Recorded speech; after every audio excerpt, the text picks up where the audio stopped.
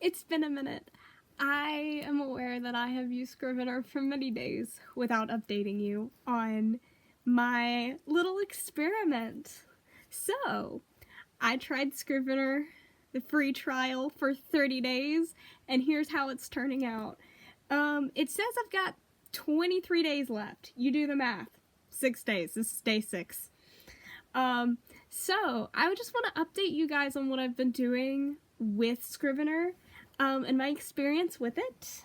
So, thus far, I have put in a fanfiction project in here, and yeah, of course, she's writing fanfiction on Scrivener instead of, using it for an actual book, which I was planning on doing, which I have done a little bit of book work on it, but just very little, just because I've been writing fanfiction. And so I put in an AU I've been working on and organized it all because the AU is very extensive and there's a lot of things to keep remembering and backstories and one-shots, and it's a very disorganized AU, and so I needed some place to keep it all together, and I had it together in a Google Doc, and now I've put it in a Scrivener doc because I just wanted to test it just to get a feel for it. I had to go through the pain of copying and pasting everything, so that's what I've been doing. I just wanted to update on how it's been going and my experience with Scrivener. As far as the writing process, I enjoy it. I don't like their default font. I just changed to a font that I was more familiar with because Google Docs. And I've been writing. I just wanted to talk through the experience of posting a story on AO3, and I'll probably write something today with the few hours I have left of my day and post it and just give you a whole look through at how I've been doing it. So basically, if you remember from last week, I mentioned I had an issue with formatting, copy-paste, and it's still a problem. So, copy and paste into AO3 doesn't work. Like, I can copy and paste it, that pastes, but the formatting, my italics, my excessive italics, they are all lost. So here's the document. I'm just going to show you what happens when you copy paste. All of our lines are really close together, and there are no italics that I can see, which I know I would have placed italics because I'm the kind of person who puts in way too many italics. And so I did what I had to do, and I Googled nothing at all. No answer. So, if you go into edit, I'm just gonna show you this, just so you can have the experience of this, okay? So I'm gonna take you here, and yes, you can see what I've been working on. Just, don't judge, okay? Okay, cool. So, we're gonna go here, we're gonna say, there's copy special. And I didn't know what to do. So I did copy as HTML. And yes, it looks fine at first whenever you paste it in AO3, but then you go back and do some editing and stuff, and it loses the italics again. So I tried putting it in here, like this. Actually, I wanted to do rich text first. You can see it's in the same font that I used, and I have my italics here, but if I say preview, then we lose that italics. It defaults to the text style that is used in AO3, as well as losing all of my special formatting. So that said, I tried a lot of different things. I tried special copy and paste methods. I sat with it, and finally, I think it might have even been my dad's suggestion, I took the file, I saved it as a separate, whatever it is, I think is it LibreOffice that it opens? Yeah. LibreOffice, that is just the default, document file thing. I don't know. words. I had to save it like that, and then copy and paste it, and then I kept the italics. Anyway, if you're using Scrivener to write fanfiction, you have to save the file and then copy and paste it. Which is just, I don't know. It's not that big of a deal. Like, I'm making it sound like a big deal because I probably spent about 30 minutes trying to figure out how to do something. Because I use excessive, and if you don't use excessive italics, and if you lose your italics and you just put them back in, like, I proofread everything before I post it, usually. And so I could add in those italics again with no harm to me. But it's like, then I have to figure out where I put the italics, but it probably is good because then it makes me intentionally think about where I'm putting my italics, and oh, you're getting excessive, Taylor, they don't talk like this, it's annoying to read all the italics. I digress.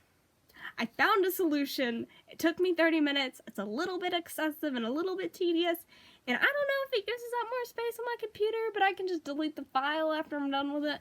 That said, I figured out a solution. I wouldn't get Scrivener if you're only writing fanfiction, unless you're working on a really extensive AU that has like 3 or 4 documents that you need to have just to keep all your information together, and like, you know, it depends on how crazy it is. Scrivener is good for that. It is comparable to Google Docs if I'm needing it for like a one-shot book, which is a lot of times what I'm using.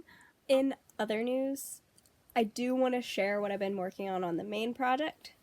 I'm going to just share a character template I made by combining a bunch of YouTubers, like, character sheets that they already had and some, like, off of Pinterest and stuff. I just kind of mashed stuff up and added some of my own stuff. I'll mention right out of the gate, like, I did take a lot straight from the YouTube channel Heart Breathings. Highly recommend that for character creating because there was some stuff that talked about just like the different levels of like goals and motivations that characters will have, and the conflict points that will result as that, which I hadn't seen as like part of like a plotting, and then like kind of the different points of their arc and stuff. Here's the character template. Here we have what I have titled my generic information about my characters. Basically all of them I want to know: name, age, looks, vibe/aesthetic, personality traits, quirks, job/life status, theme song, and other relevant information. Most of these are probably pretty self-explanatory. Vibe/aesthetic, I just thought, like, that's just, like, gonna be a fun way to get to know the characters. It's just, like, it'll kind of lean into, like, how they dress and their personality, like, overarching, like, archetypes. Personality traits would be the more specific stuff, and then quirks is just an additional, like, they don't have to have quirks, but they can. Job life status is just important to keep up with, like, who's who and what they're doing. What I took from Heart Breathings is this stuff right here. The deepest desire, the true need, the past, armor, true self, and then this little table here, which is really nice. I like this for actually plotting. It felt really nice to use. You have the character arc, the beginning point where they're at the beginning, the middle mirror moment, which is described as that moment when they see themselves and they are learning who they actually are, and like it's kind of the moment of realization of what they want and how they need to overcome, and then you have the ending. And then I have some little fun extra stuff after I figured out all that. Again, the outfit choice. Hobbies, I think hobbies is kind of important because that'll just kind of give a little bit of depth to your characters, and whenever you need just a fun little scene, I just think hobbies are fun. My dog's scratching at my door. And then skills and abilities, which kind of coincides with the hobbies. Personal values, I think is just like a cool little fun one. I can't remember if I got that one from Abby Emmons or where I got that one, if that was me. And then personal items being like the thing that, like, it kind of has, like, some emotional impact. Something that they have. Could be something they've gotten from someone or whatever. Just, it's sometimes cool to have those little details. Not every character needs them necessarily. I thought love languages. It's one of the fun things about writing is considering these kinds of details about your characters is like, how they show love and how they receive love. And those can be two different ways. If you don't know much about love languages, I highly recommend you just kind of look it up and figure it out. It's very fun. It's like personality, like assessment tools. Very fun. Method of manipulation is also just, it can add, it just, like, thinking about how different characters would manipulate the situation is just a fun one to think about. And then some that I came up with myself. The stress response, which would be more situational, how they respond to situations that go wrong. Their pain tolerance and response, which I think is important to know when we're just beating our characters with the ink stick. And the breaking point, what it takes to get them to, like, emotional destruction. Because I think what it tends to be a problem in the writing world is sometimes we forget how characters would respond to certain situations, especially when some of them are more like not as emotionally inclined as other characters, and keeping up with which characters are which and how they're going to respond to bad situations and what that breaking point you want it to look like, because you want it to be impactful. You don't want it to feel like it's just thrown on last minute. So this was kind of what I decided for my character template. And I was wanting to go over it with my character Caspian because I didn't really have him fully fleshed out. So, this is my character creation for Caspian. I had to go over him because I didn't really know much about him. And so I just kind of blocked off what I didn't want you to see my notes on here. So this is Caspian. His job is a farmer. I love him so much. There are so many things I need to fill out still. I don't know his theme song, but I'm excited to find out what that is because I love finding a song that just encapsulates my characters. So I'm just gonna kind of like go over a little bit without going into his backstory yet because I don't want that to be revealed. But Caspian, he is very like I have under the vibe aesthetic. It's rough and tough. He is a farmer. But his whole desire is to be protected, while still being capable of taking care of himself. To not get hurt by anyone. But his true need is to be loved unconditionally, without feeling like he has to help them first, because he's in a situation where he's always felt like that he is manipulated in some way or another, or that he has never been truly loved, and that love in that kind of way is not for him. Like, everybody else can love each other unconditionally, but somehow he's the exception because he's always been the exception. So that's just, like, a little bit, like, yeah, I don't know how much of the backstory, because I'm worried about sharing backstory and, like, spoiling it too much, but just, like, that is a taste for my guy's angst, and I'm very excited to write him, but he's also at the very, like, latter half of the book, and so I don't want to share too much about him, because I know that'll be very spoilery in comparison to, like, Haley and Alyssa, where they're, like, pretty fleshed out. I don't think I have anything else. But, like, for example, here's, like, Alyssa's, and, this is, like, the vibe aesthetic, not necessarily sportsy, but athletic style, presents her way in a way that's ready for adventure. So her whole vibe is this practical for enjoyment kind of style.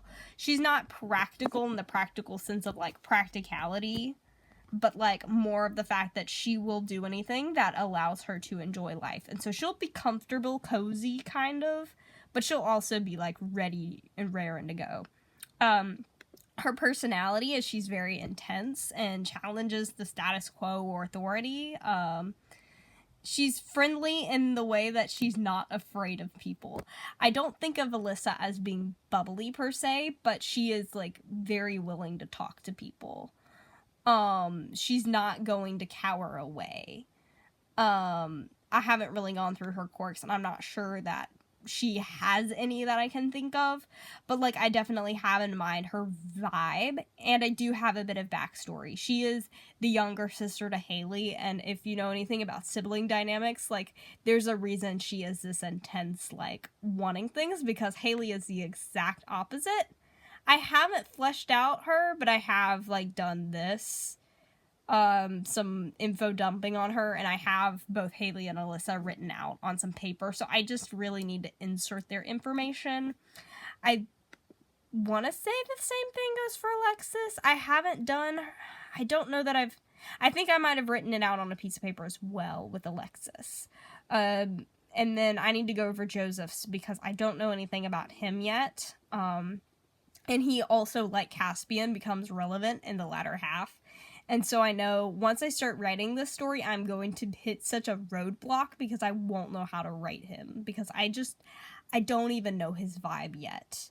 So, that's kind of what I've been working on with my story. I have a lot more to plot out in the next few days.